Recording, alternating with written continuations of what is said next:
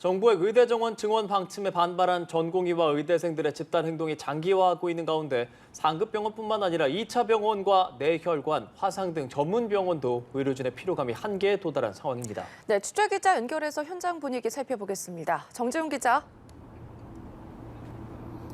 네, 대구 경북대병원에 나와 있습니다.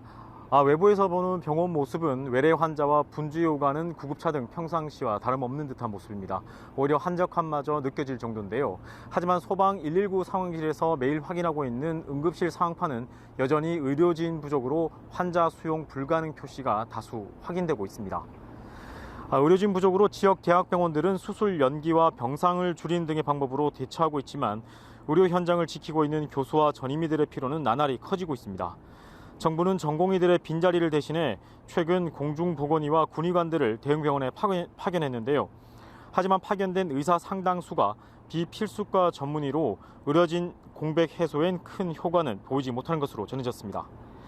대구 소방안전본부는 상급병원에서 수용이 어려운 뇌혈관계 질환 환자를 비롯해 외상과 화상 환자 등 응급 환자들을 지역 전문병원으로 이송하고 있는데요. 이들 전문병원도 밀려드는 환자의 피로감을 호소하고 있습니다. 최근 지역의 한 뇌혈관 전문병원에선 병상 부족 등 문제로 더 이상 환자를 받기 어렵다고 공지했지만 경남을 비롯한 인접지 등에서 계속 환자가 들어오고 있다고 전했습니다.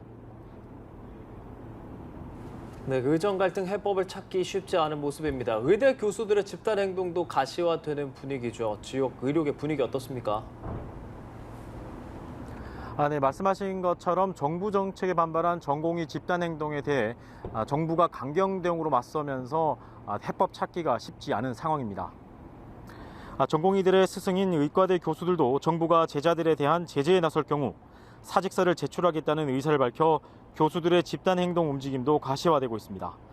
최근 지역에서도 의사회가 시민들을 상대로 한 설명회 등 집회에 나서며 의료 정상화 촉구와 현 정부 정책의 부당성을 호소하기도 했습니다. 오래전부터 필수 의료를 살리고 의료 시스템을 바꿔야 한다고 끊임없이 요구했던 의료계의 목소리를 외면한 것이 누구입니까?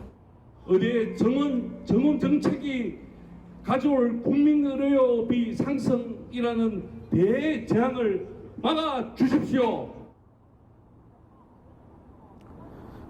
최근 대구 가톨릭대학 의과대 교수 비상대책위의 설문조사에선 설문에 참여한 의대 교수 약 90%가 전공의와 의대생에 대한 제재 발생 시 사직서를 제출하겠다고 답했습니다.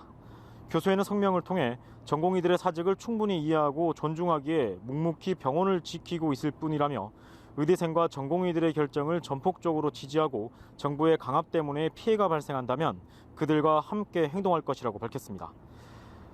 의대 교수들마저 집단 행동에 나설 것으로 예상되면서 의료대란과 지역 의료체계 붕괴의 현실화 우려가 커지고 있습니다. 지금까지 대구에서 연합뉴스TV 정준입니다.